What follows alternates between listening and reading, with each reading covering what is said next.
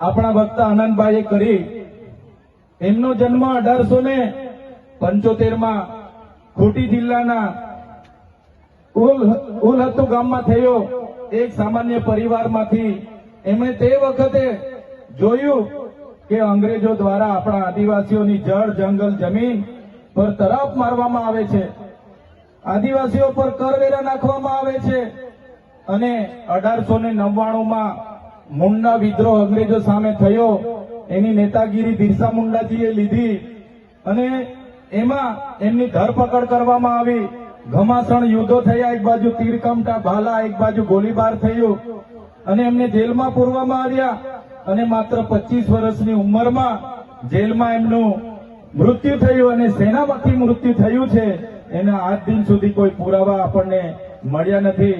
ત્યારે સાથીઓ, આ બિરસા મુંડાનો ધ્યેય આદિવાસી સ્વાયત્ત રાજ, આદિવાસી સ્વતંત્ર રીતે સ્વમાનભેર શેરની જેમ જીવે એવો ધ્યેય હતો. તમને ને અમને બધાને ઇતિહાસમાં ભણાવવામાં આવ્યો. ઉત્ક્રાંતિવાદ, ચાર્લ્સ ડાર્વિનના ઉત્ક્રાંતિવાદના સિદ્ધાંતોમાં જણાવવામાં આવ્યું કે જ્યારે આ પૃથ્વી પર માનવી સભ્યતાનું ઉત્પન્ન થયું ત્યારે આદિમાનવ તરીકે સૌપ્રથમ પૃથ્વી પર આદિવાસીઓ આવ્યા. શરૂઆતમાં પેડાની શોધ થઈ, અગ્નિની શોધ થઈ, ધાન્યની શોધ થઈ, ખેતીની શોધ થઈ અને બધા ખેતીની શોધની સાથે સાથે પરિવારો સાથે રહેતા થયા. એટલે નાના નાના ગામો, નાના નાના કબીલાઓ બન્યા અને એ કબીલાઓના મુખીઓ બન્યા, સરદારો બન્યા અને શાંતિથી પ્રકૃતિ સાથેનું એમનું જીવન ચાલુ હતું. એ દરમિયાન આ દુનિયામાં સંપત્તિ માટે લડાઈ થઈ, સત્તા માટે લડાઈ થઈ, સ્ત્રીઓ માટે લડાઈઓ થઈ અને એમાં એ લોકોની જે સભ્ય સંસ્કૃતિ પોતાને માનનારા સમાજ દ્વારા આદિવાસી સમાજના એક કબીલા ઉપર આક્રમણો થયા. સામદામ દંડભેદ નીતિ અંતર્ગત જયારે આપણો આદિવાસી સમાજના એ લોકો સરેન્ડર નહીં થયા તો યુદ્ધો કરીને આપણા કબીલાઓ છીનવાઈ ગયા અને આપણું શોષણ થયું, ઘર્ષણ થયું, જળ જંગલ જમીનો છીનવાઈ. અને તમે જોયું હશે આપણા દેશ પર બહારથી મુગલો આવ્યા, ડચો આવ્યા, હુણો આવ્યા, અંગ્રેજો આવ્યા, પોર્ટુગીઝો આવ્યા, ફ્રેન્ચો આવ્યા અને આ અંગ્રેજોએ પણ 200 વર્ષ આપણા દેશ પર રાજ કર્યું. એ ઇતિહાસથી લઈને આજ દિન સુધી આદિવાસીઓનું માત્ર ને માત્ર શોષણ થતું આવ્યું છે. ત્યારે આદિવાસીએ આઝાદીની લડતમાં પણ તમે જોયું હશે, તમે બિરસા મુંડાનો ઇતિહાસ વાંચશો, તમે ગુરુ ગોવિંદનો ઇતિહાસ વાંચશો, ટાટિયામામાં ખાદ્ય નાયકનો ઇતિહાસ વાંચશો, તમે માનગઢ ધામમાં થયેલો હત્યાકાંડનો ઇતિહાસ વાંચો, તમે દડવાડામાં પાલ દડવામાં થયેલો હત્યાકાંડનો ઇતિહાસ વાંચો તો આ ઇતિહાસમાં આદિવાસીઓએ અંગ્રેજોને હંપાવ્યા પણ કૂટનીતિ કરીને અંગ્રેજોએ આપણા લોકોને નરસંહાર કરી અને આપણા વિસ્તારમાં આપણા ક્રાંતિકારી લોકોને શહીદી વહોરવી પડી. દેશના આઝાદીમાં આપણું આટલું મોટું યોગદાન હતું.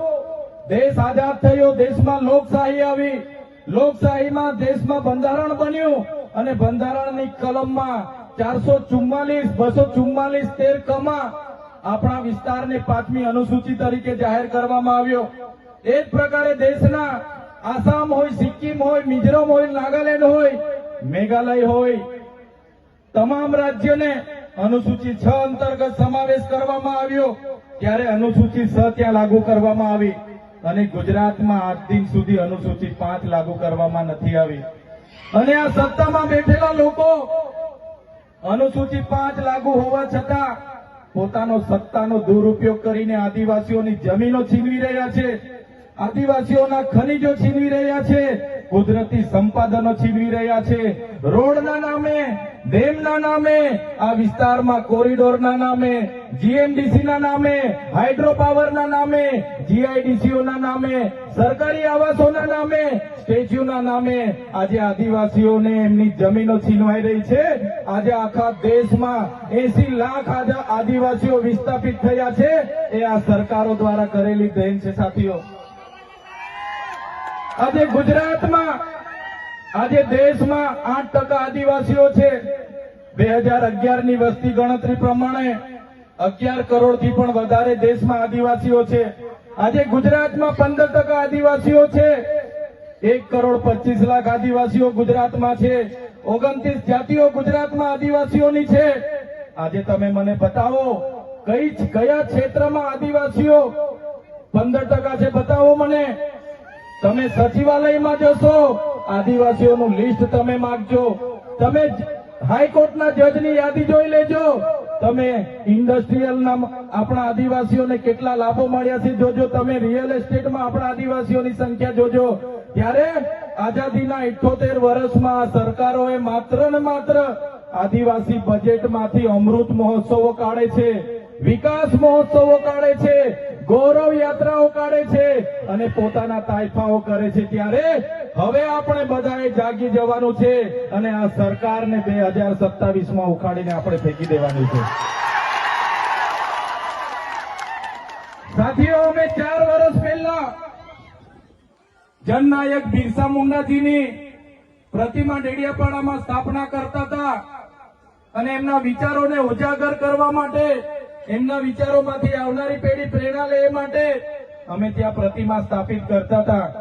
ત્યારે આ ભાજપના સાંસદ મનસુખભાઈ વસાવા, 3 જિલ્લાની પોલીસ અને એમના આરએસએસ વાળાએ આપણને ત્યાં પ્રતિમા સ્થાપતા અટકાવી દીધા હતા અને પ્રતિમા સ્થાપતા આપણા ઘણા લોકોને ડિટેન કર્યા હતા.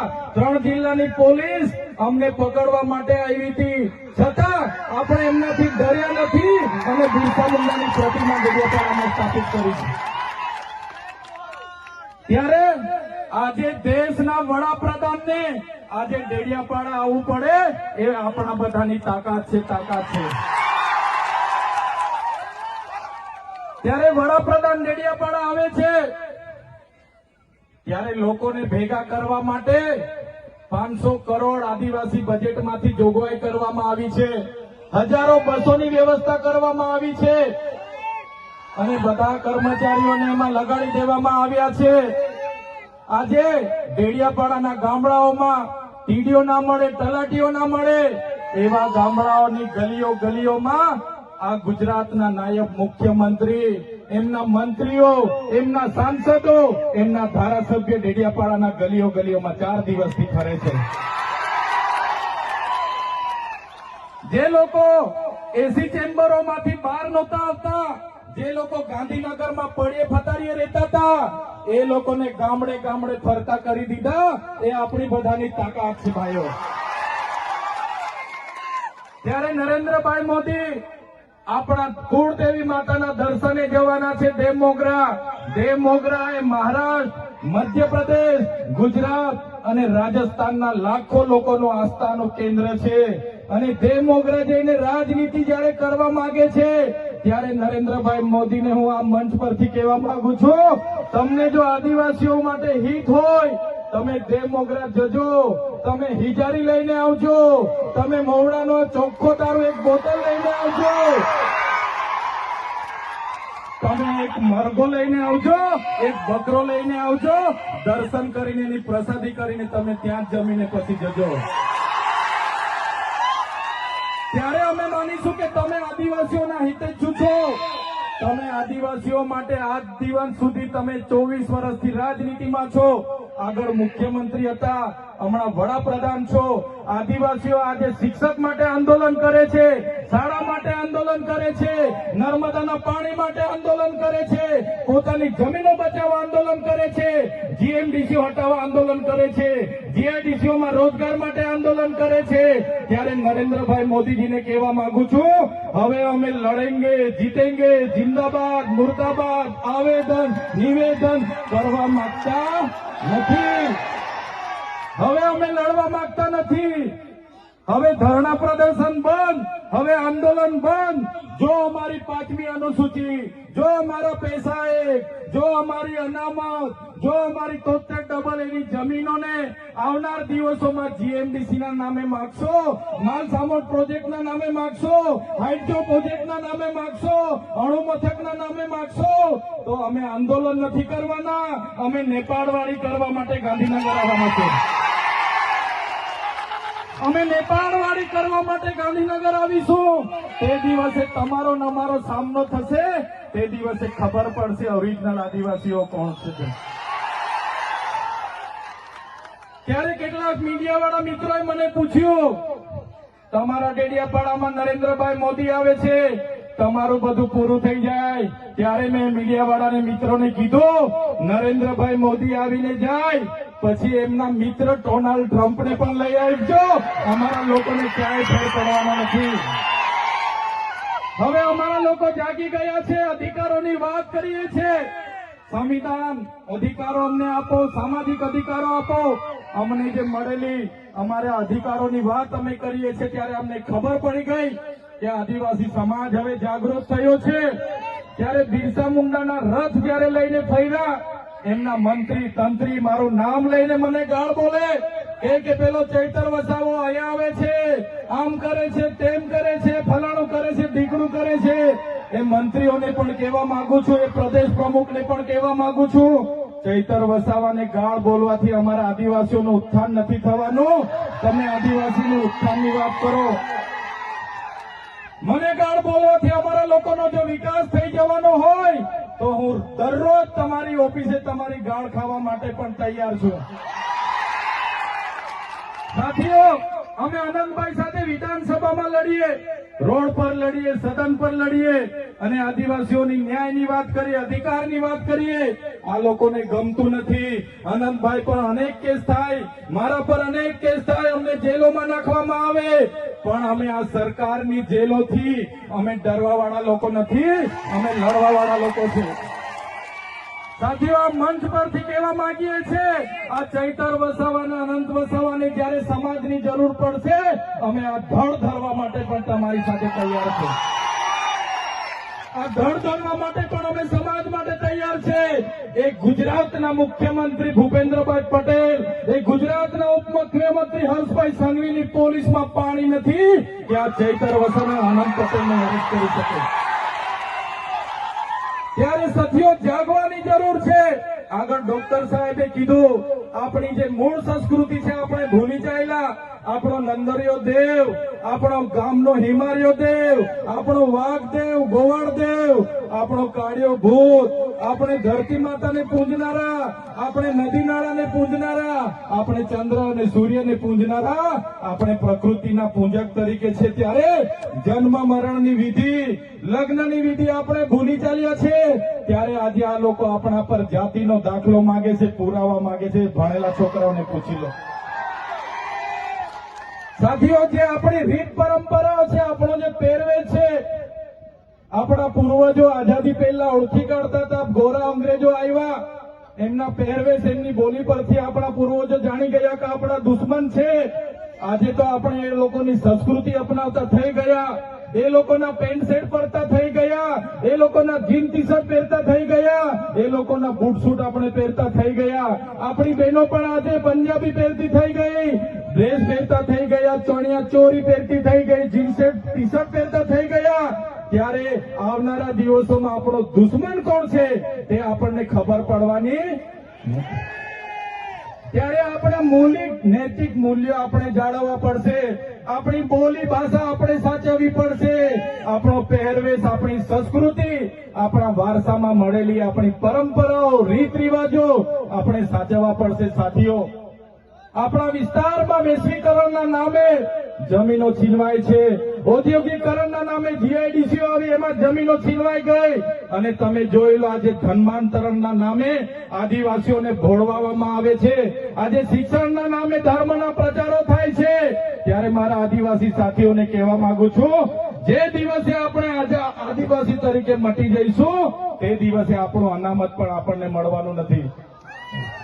તે દિવસે આપણે જમીનો પણ બચાવી નથી શકવાના. સંવિધાને આપેલી જળ, જંગલ, જમીન પરના અધિકારો પણ નથી બચાવી શકવાના. ત્યારે આ લોકોને આપણે કહેવાનું છે કે આપણે હવે ઓરિજિનલ આદિવાસીની રીત રિવાજમાં, પહેરવેશમાં, આવા કાર્યક્રમમાં આપણા હોજારો સાથે, વાજિત્રો સાથે ઉપસ્થિત થયેલા છે. ત્યારે મારા તમામ વડીલો, તમામ યુવાનો, માતા બહેનોને વિનંતી છે કે આ કાર્યક્રમ એ સમાજનો કાર્યક્રમ છે અને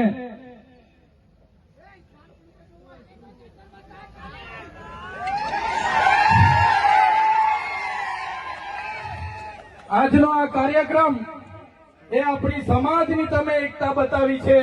આજે ભાજપના એ નેતાઓને, ભાજપના એ મુખ્યમંત્રી, ઉપમુખ્યમંત્રીને અને ભાજપના એ વડાપ્રધાનને આ આદિવાસીઓની તાકાત આજે આપણે બતાવી દીધી છે. એ બદલ બધાનો ખૂબ ખૂબ આભાર. આ આપણી તાકાત છે. અને જ્યારે પણ કોઈ જીએમડીસી ની વાત આ વિસ્તારમાં લઈને આવશે, જ્યારે પણ આ વિસ્તારમાં હાઇડ્રો પ્રોજેક્ટના નામે ગામડાઓ વિસ્થાપિત કરવાની વાત કરશે, કોરિડોરના નામે ગામડાઓને વિસ્થાપિત કરવાની વાત આવશે, માલસામોડ પ્રોજેક્ટના નામે ગામડાઓ વિસ્થાપિત કરવાની વાત આવશે, કે કેવડિયાની મારી બહેનોને હેરાન કરવાની વાત આવશે, તે દિવસે પણ આવો ઘોડાપુર આપણે પહોંચવાનું છે. તે દિવસે પણ ઘોડાપુર થઈને આપણે પહોંચવાનું છે. ત્યારે મારા સાથીઓ, મારા વડીલો, મારા યુવાનો, બાળકો, સૌ તમે પોતાના વિસ્તારમાંથી પોતાના રોટલા ખાઈને, પોતાના ભાડે થઈને તમે અહીંયા પહોંચેલા છો. ત્યારે આ તમારો ભાવ, આ તમારા અમારા પ્રત્યેનો પ્રેમ, આ તમારો સહકાર અમારી તાકાત છે. આજે અનંતભાઈ અને હું જ્યારે આવડી મોટી સરકાર સામે લડતા હોય, આ સરકાર પર પોલીસ છે, આર્મી છે, એમના કલેક્ટર છે, એમના એસપી છે, એમની કોર્ટો છે, એમનું તંત્ર છે, યંત્ર છે, મંત્ર છે, પણ અમારી સાથે